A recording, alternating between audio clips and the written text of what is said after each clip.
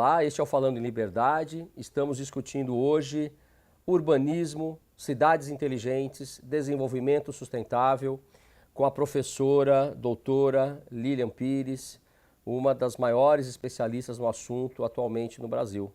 Lilian, eu queria te fazer uma pergunta que interessa muito aos telespectadores deste programa. Qual é o impacto de um crescimento populacional não planejado ou não previsto para os direitos humanos neste contexto de cidades planejadas que nós estamos aqui conversando? Bom, o impacto ele é muito grande, né? Porque a gente vai encontrar situações não muito longe do que a gente já vê e assiste, que são pessoas sem moradia adequada, ausência de saneamento básico, e quando a gente diz ausência de saneamento básico, nós estamos falando em doenças. Um custo altíssimo para o Estado, porque essas pessoas vão adoecer e ele vai ter que tratar e ele não consegue tratar. E aí doenças que pessoas vão morrer, estão morrendo e não têm condições de uma vida minimamente digna em função de não ter um mínimo de condição humana de sobrevivência. Isso impacta na falta de trabalho, né? De empregabilidade, na falta de atenção com esses grupos que são vulneráveis. Então, aqui nós estamos falando de tratamento de criança, de idoso, de mulheres. Quando a gente tem uma cidade que fica insegura, a gente tem um problema de segurança pública que impacta na vida de todas as pessoas, né? A gente tem aí uma profusão de situações que são de excludência e de indignidade de vida. Você não consegue ter um mínimo de dignidade para essas pessoas poderem viver. E lembrando que saúde, transporte público, moradia, por exemplo, saneamento básico, são direitos fundamentais sociais previstos na Constituição e no Pacto Interamericano de Direitos Humanos, não é? Perfeitamente. É preciso que nós façamos essa conexão para avaliarmos as consequências que advêm dessa falta de planejamento. Agora, as organizações internacionais e o Brasil estão preparados para enfrentar esse difícil desafio? Assim, nós temos uma preocupação mundial com a metrópole, né? Assim, com vários temas, mas especificamente com a cidade. E por conta disso, por uma qualidade de vida, para erradicação da pobreza, por condições mínimas de vida, a ONU se organizou de modo a propor a Agenda 2030, né? Agenda 2030. O que significa Agenda 2030? São uma série de compromissos que todos os estados que compõem a ONU se comprometeram a buscar para poder minimizar esta situação em que os mais diversos países vivem. Nós temos da miserabilidade a condições que precisam ser adequadas naqueles países que estão mais estruturados. E temos aqueles que têm condição nenhuma e precisam melhorar. Dentro dessa Agenda 2030, ou 2030, como popularmente ela é conhecida, foram estabelecidos 17 objetivos. E esses objetivos, eles transversalmente, eles se conversam. E todos eles estão ligados aos direitos humanos.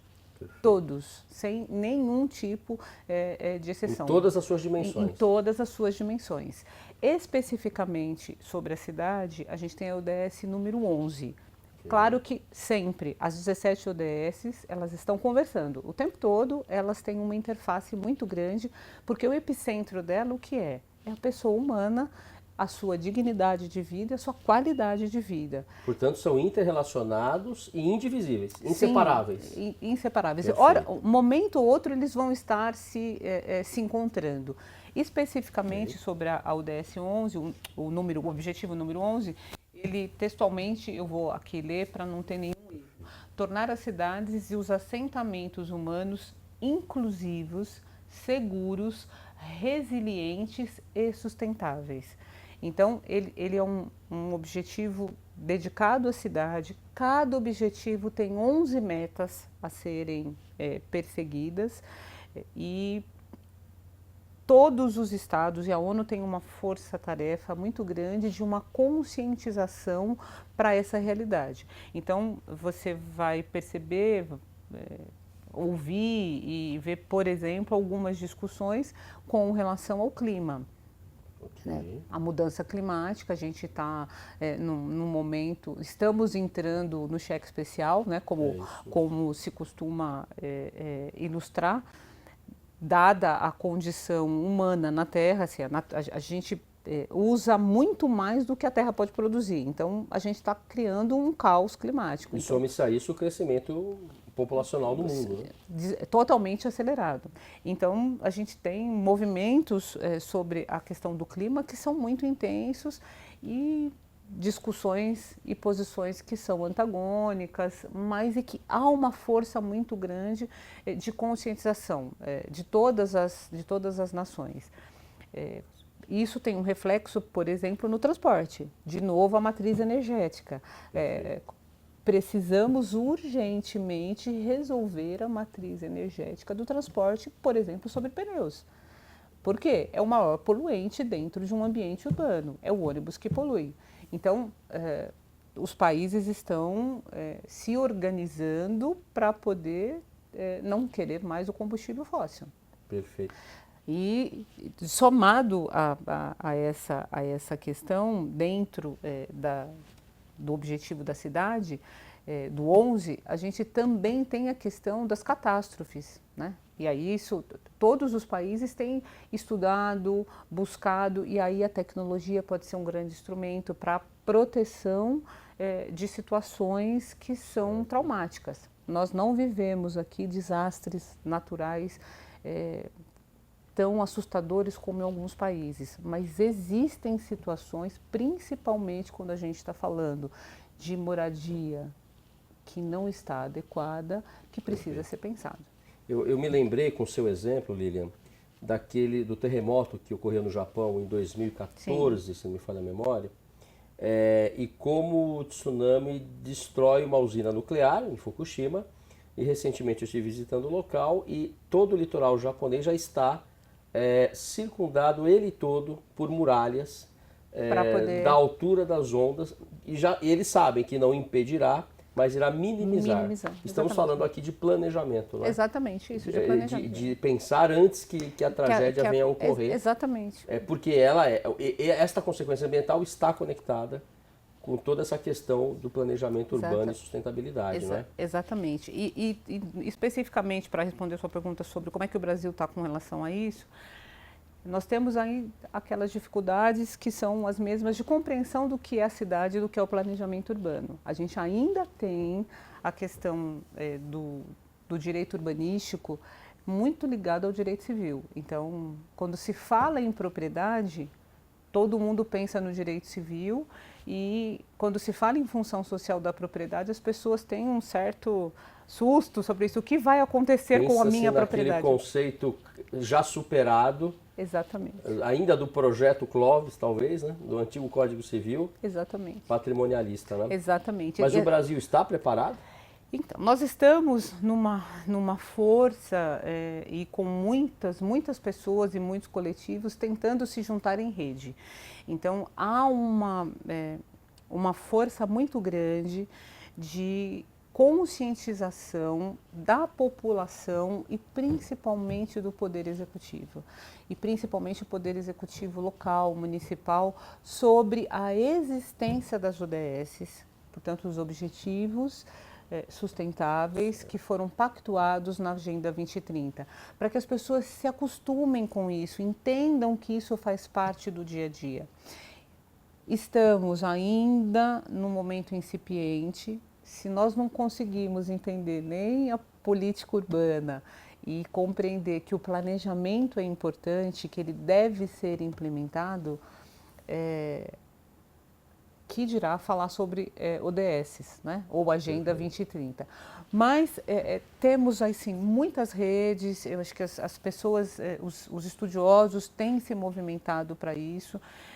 Infelizmente, a participação popular está numa situação mais delicada com a mudança de vários conselhos e a gente também não entendeu enquanto cidadão o que significa a participação popular. Até as pessoas, e é compreensível também, porque a vida não é fácil das pessoas, né? Viver numa cidade complexa, numa cidade difícil, as pessoas então, aí você traz um outro elemento importante, a participação da sociedade civil organizada neste debate. Muito importante, porque quando a sociedade civil compreender que o espaço da cidade é dela, é nosso, que cidade é espaço de congraçamento e que cidade é direito, ela vai poder cobrar de quem? De todos aqueles que estão exercendo as suas funções para resolver todas essas questões.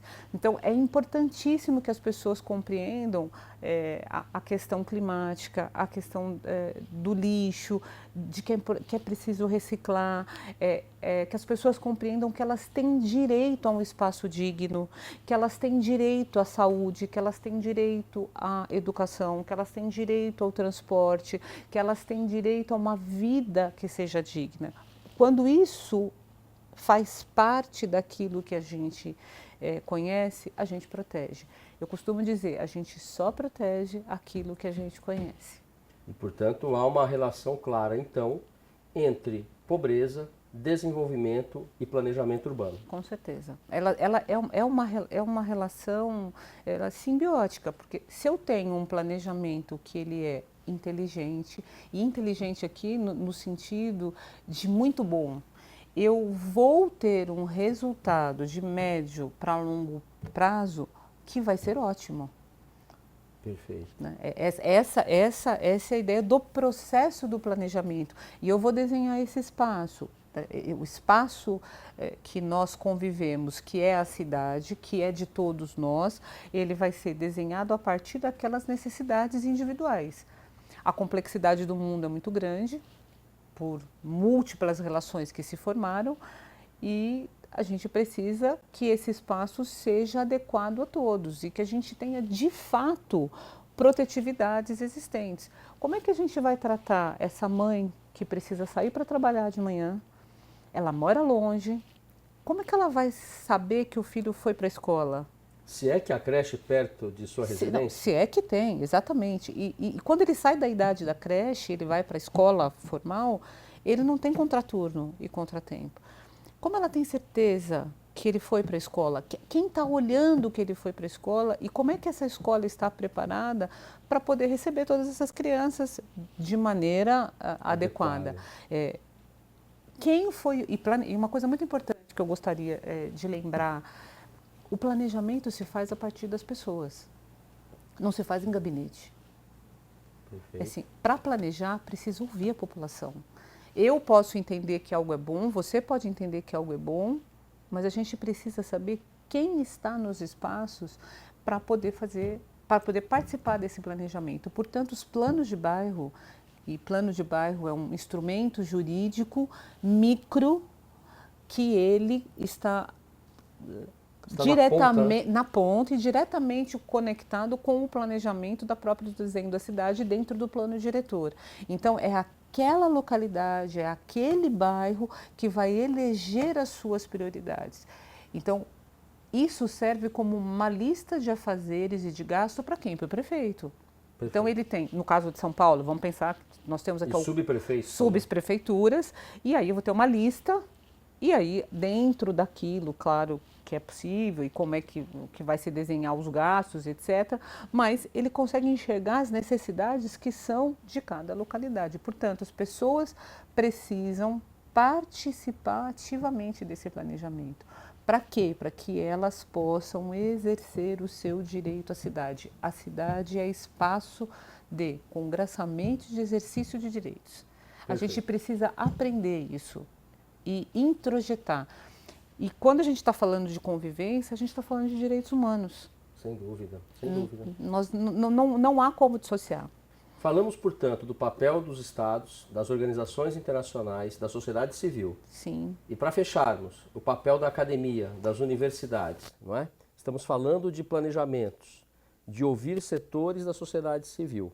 A universidade, e aqui é a questão que eu te coloco, a universidade tem um papel importante nesse contexto.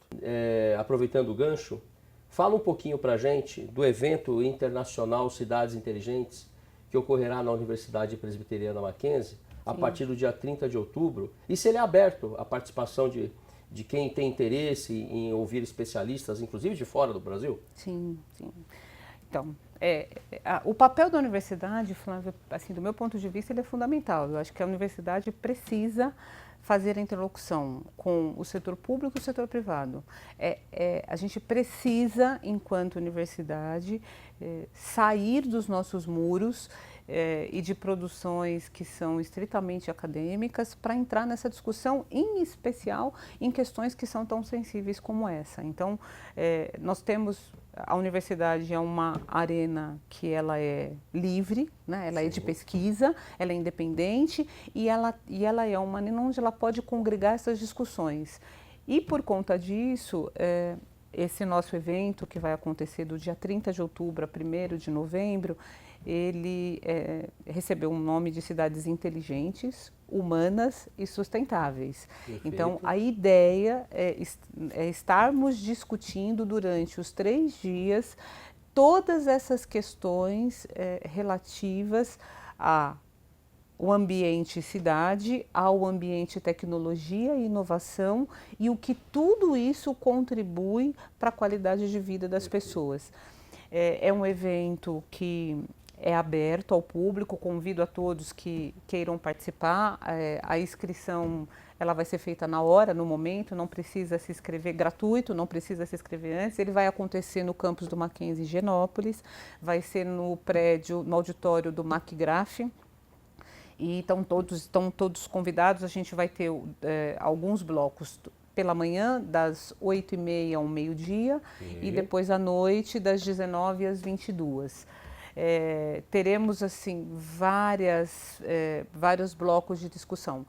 Nós vamos falar desde o uso da tecnologia, da proteção de dados pessoais, aos direitos humanos dentro desse ambiente de protetividade. E em alguns sobre governança, sobre especificamente atividades como mobilidade, segurança, saúde e tecnologia, e controle da administração pública e participação popular. Então, é um evento que está muito rico, ele foi desenhado com várias frentes de discussão, e exatamente para provocar, para ser um local onde a gente possa provocar essas discussões e nesse ambiente entre poder público, iniciativa privada e soluções de proposição de políticas públicas. Porque eu acho que essa é a grande finalidade desse evento. Então, é discutir esse ambiente que precisa ser repensado e compreendido com especialistas e ter uma pauta que seja específica para a proposição de políticas públicas. Então, todos convidados, né, para nos assistir. Depois ele vai ficar, ele vai ser gravado para quem depois precisar, quiser também visitar, mas eu convido todos a irem. Eu acho que é um momento de discussão muito importante. E com convidados e pensadores nacionais e estrangeiros, sim, né? Sim, nós temos 2 professores que vêm do Minho, que estão nessa discussão de cidades inteligentes. Sabe que Portugal está num processo interessante de utilização da tecnologia sem despersonalizar. né? Então, o patrimônio, o patrimônio cultural, histórico, paisagístico preservado, é uma preocupação que se tem na Europa como um todo, e em Portugal isso está muito forte, e o ingresso dessa tecnologia e como que se lida com todas essas situações de inovação e a própria situação de modo de convivência da humanidade, né? Porque a gente está falando aí de movimentação de pessoas, né? Então a gente e de como que a compreensão do outro é importante para que você tenha um espaço de convivência que seja saudável. Mais alteridade, né? Sim. Então a gente tem aí os nossos visitantes que vêm do Minho com essa contribuição de Portugal, com essa visão e com essa contribuição, e inclusive com as discussões também de proteção de dados, que não está sendo fácil para ninguém. Ela é muito importante, ela tem que acontecer, mas é um processo que tem reflexo aonde? Tem reflexo no mercado, tem reflexo no poder público e tem reflexo no dia a dia da gente, né? Então, excelente, estão todos convidados. Todos convidados, todos convidados. Muito obrigado, professora Lilian, foi uma alegria aprender com com seus ensinamentos, os seus esclarecimentos sobre um tema que pouca gente atenta, para o qual pouca gente atenta, mas que impacta diretamente, diariamente a vida de todos. Eu que agradeço imensamente poder falar sobre o assunto e trazer a compreensão dele para as pessoas. Muito obrigada. Eu lembro que o pensador Erich Hoffer afirmou que é mais fácil amar a humanidade toda do que o próprio vizinho. Talvez esta postura tenha que ser alterada. Temos que olhar mais para os nossos vizinhos, não é? Para convivermos bem. Muito obrigado pela atenção e mais este programa Falando em Liberdade.